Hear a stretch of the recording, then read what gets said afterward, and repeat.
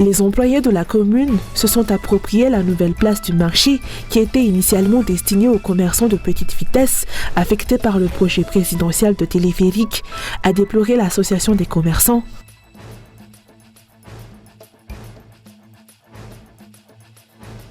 L'utilisation de la totalité des fonds alloués annuellement au crédit d'investissement destiné à l'appui au développement par les députés manque de transparence. Il s'agit de 250 millions d'AGH par député dont les résultats ne sont pas palpables dans les districts.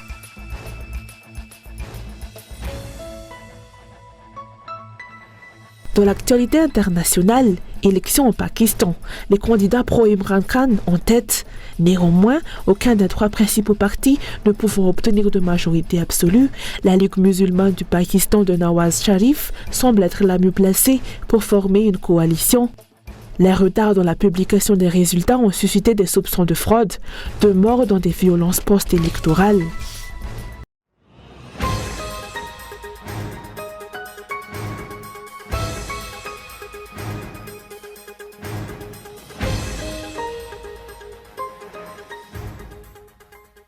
Les employés de la commune se sont appropriés la nouvelle place du marché qui était initialement destinée aux commerçants de petite vitesse affectés par le projet présidentiel de téléphérique, a déploré l'association des commerçants. De plus, elle a également fait état de l'expulsion progressive des commerçants de cette place. En effet, selon l'association, ces commerçants avaient déjà consenti aux ajustements nécessaires et n'accepteront pas la perte de leurs emplois et de leurs moyens de subsistance. Jusqu'à présent, 145 vendeurs ont été expulsés de cette zone où le projet de téléphérique est en cours et malgré cela, les expulsions des vendeurs se poursuivent.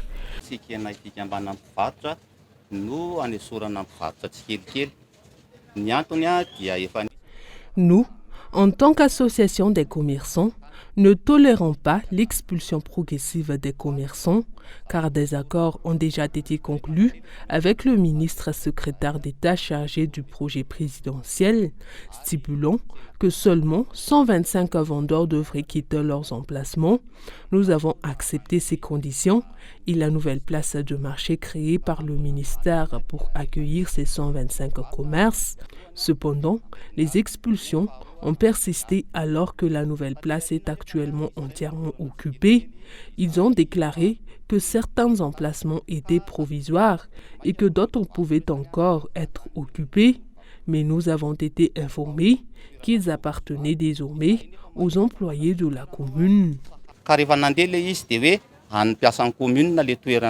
Selon les représentants des commerçants, la zone concernée par le projet aurait dû être déterminée dès le début afin d'éviter cette expulsion progressive des commerçants. De plus, la répartition de la nouvelle place du marché n'est pas conforme à ce qu'elle devrait être, une situation aggravée par le fait que les autorités municipales cherchent à dominer la nouvelle place du marché qui aurait dû être occupée par les vendeurs affectés par le projet.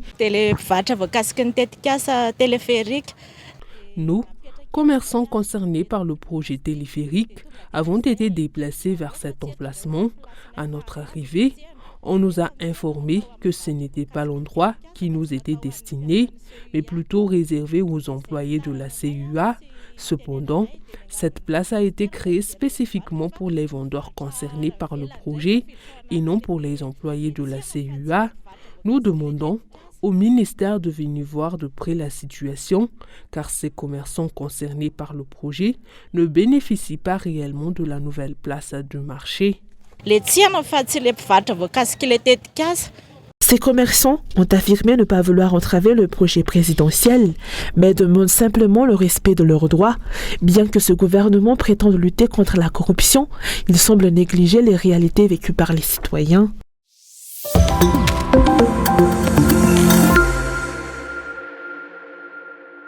L'utilisation de la totalité des fonds alloués annuellement au SIAD, au crédit d'investissement destiné à l'appui au développement par les députés, manque de transparence. En effet, le SIAD est un fonds confié à chaque député pour la création d'infrastructures dans les circonscriptions où ils ont été élus.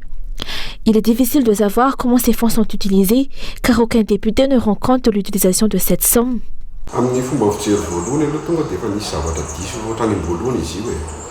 Le rôle des députés consiste à élaborer des lois à l'Assemblée nationale. Il est surprenant qu'une somme aussi importante à savoir 250 millions d'ariars, leur soit confié dans le cadre du SIAD. En d'autres termes, les députés assument maintenant un rôle d'exécutif. La question qui se pose est de savoir qui est chargé de surveiller l'utilisation de ces fonds pour des projets au niveau des districts. Le principe voudrait que ce soit le maire qui propose des suggestions aux députés qui les mettraient ensuite en œuvre.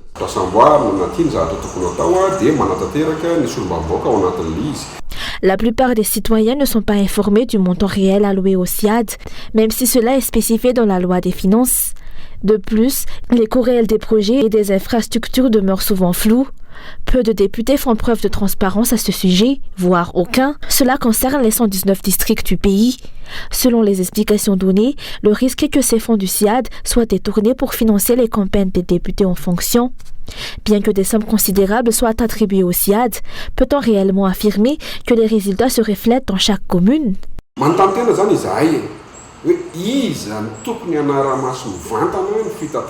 Nous nous interrogeons sur qui devrait être responsable de surveiller directement la gestion des fonds du SIAD par les députés, à en croire les plaintes récurrentes des districts et les observations faites dans la capitale. Il semble que cet argent ne soit pas utilisé de manière adéquate, bien que l'utilisation du SIAD soit censée se traduire par des projets bénéficiant à la communauté, tels que la rénovation des rues, des escaliers et des bornes fontaines. Jusqu'à présent, ces améliorations font défaut selon les citoyens. En tant que responsables politiques, nous exhortons les dirigeants à revoir la loi régissant le SIAD, car les députés assument à la fois des fonctions législatives et exécutives. Pourquoi ne pas envisager de confier directement le SIAD au maire, tandis que le député se charge du suivi des projets ? Jusqu'à présent, cet argent semble servir principalement de fonds de pré-campagne pour les députés.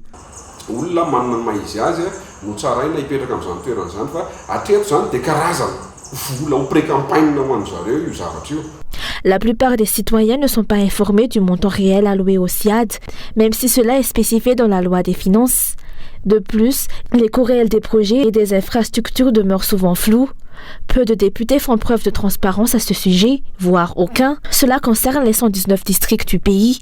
Selon les explications données, le risque est que ces fonds du SIAD soient détournés pour financer les campagnes des députés en fonction. Bien que des sommes considérables soient attribuées au SIAD, peut-on réellement affirmer que les résultats se reflètent dans chaque commune ? Selon les explications, si un district compte 2 députés, chacun reçoit le même montant, c'est-à-dire 250 millions d'ariars pour chaque député. En 2024, les députés actuels entament leur 5e année de travail. La question qui se pose est de savoir si l'utilisation de cet argent s'est déroulée conformément à ce qu'il était prévu ou si cette somme considérable a été gaspillée sans résultat tangible. Le député de votre circonscription a-t-il déjà présenté un rapport sur les travaux réalisés et l'utilisation de ces fonds ? Cette question concerne tous les citoyens.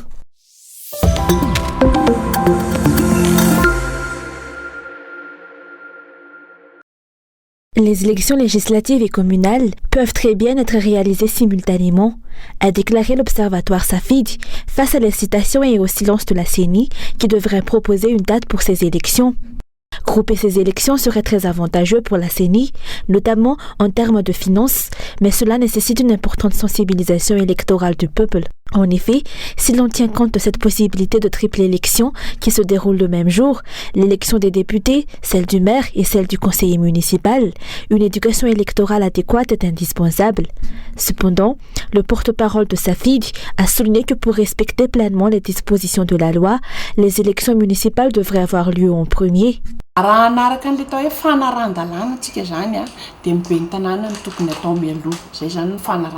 Si l'on se réfère à la loi, les élections communales devraient être organisées en premier lieu. Nous pensons même que la préparation de l'élection municipale aurait pu être coordonnée avec celle de l'élection présidentielle. Selon la loi, c'est l'élection du président de la République et celle des députés et des sénateurs qui ne peuvent avoir lieu simultanément. Par ailleurs, les élections législatives devraient être tenues entre le 27 mai et le début du mois de juillet, car la loi stipule que les élections doivent avoir lieu dans les 40 jours de l'expiration du mandat des députés. Il est donc surprenant que la Commission électorale nationale indépendante n'ait pas encore établi de calendrier pour proposer des dates d'élection. Le retard dans la tenue des élections, en particulier celle des maires, est préoccupant. Le travail de la CENI pour ces élections semble s'être limité à la consultation faite il y a 1 an.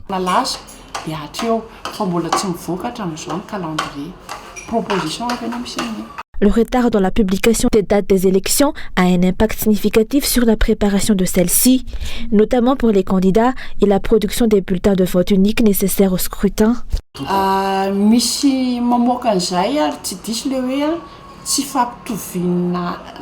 Certains pensent qu'ils connaissent déjà la date des prochaines élections, mais ils ne la rendent tout simplement pas publique. Cette situation risque de désavantager les candidats qui ne sont pas dans leur cercle. Les chances entre les candidats ne seront pas équitablement répartis. Dans le processus électoral, les 90 jours alloués pour l'éducation et la mobilisation électorale du peuple sont satisfaisants, mais la préparation générale des élections nécessite plus de temps. Lors de la dernière élection, la CENI avait déjà souligné que le gouvernement aurait dû leur accorder 120 jours au lieu de 90. Cette même considération devrait être appliquée pour les prochaines élections, car la production de bulletins de vote unique pour les scrutins des maires, des conseillers et des députés prend du temps. Nous avons fait appel à des prestataires locaux précédemment, mais je ne sais pas quelles seront les modalités cette fois-ci. Il ne faut pas oublier que pour les élections municipales, le bulletin de vote unique variera d'une commune à l'autre. Il y aura donc 1695 bulletins uniques pour les maires, idem pour les conseillers. Cela signifie que la préparation de ces élections est loin d'être aisée.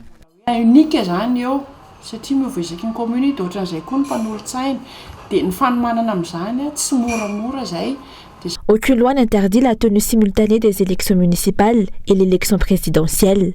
L'annonce de la date à laquelle ces élections auront lieu est ainsi attendue par les acteurs de la politique.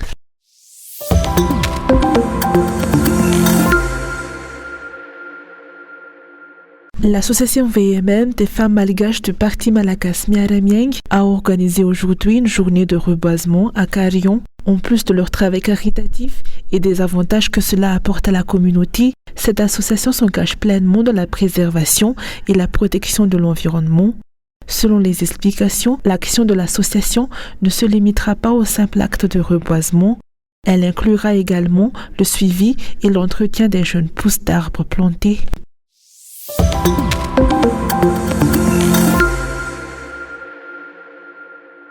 Toutes les personnes impliquées dans l'affaire du riz avarié doivent être sanctionnées sans distinction, selon 73% des répondants d'un sondage réalisé par l'agence Capsule auprès de 200 citoyens de plus de 18 ans dans la capitale.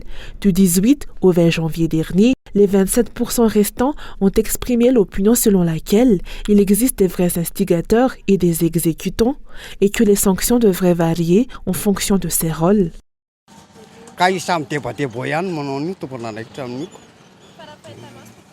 À mon avis, cette affaire concerne principalement ceux qui ont voulu. La loi devrait être appliquée de manière équitable pour tous, sans distinction de statut ou de pouvoir. Cependant, il semble que les députés et le gouvernement élaborent souvent des lois pour se protéger eux-mêmes. Pendant ce temps, ce sont des citoyens ordinaires qui continuent de subir les répercussions de leurs actions.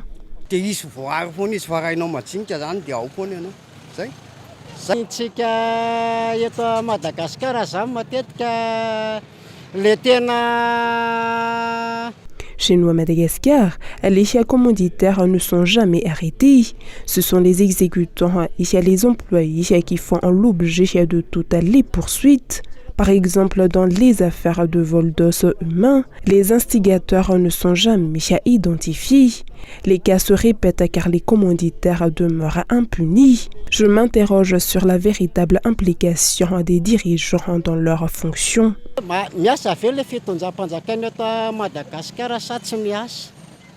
Cette situation ne se limite pas seulement à l'affaire du riz avarié, mais concerne presque toutes les affaires impliquant des personnalités de haut rang du pays. Dans ce cas, seuls les exécutants, généralement des employés, se retrouvent derrière les barreaux, tandis que les commanditaires échappent souvent aux poursuites et continuent de commettre des actes répréhensibles en toute impunité. Dans le pays, la loi semble s'appliquer qu'aux citoyens ordinaires et aux plus démunis, tandis que les dirigeants se considèrent au-dessus de celle-ci.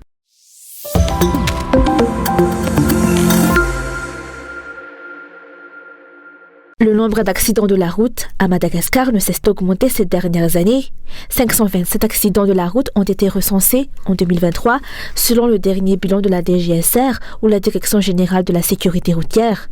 Cette augmentation peut être attribuée en premier lieu à l'imprudence des conducteurs, mais également à la méconnaissance par la majorité des usagers du code de la route. Les cas d'accidents de la route ont été nombreux dernièrement. Certains ont été mortels. La cause vient principalement des conducteurs, par leur ignorance du code de la route, par leur comportement au volant, mais également la route chez nous et le manque de signalisation routière.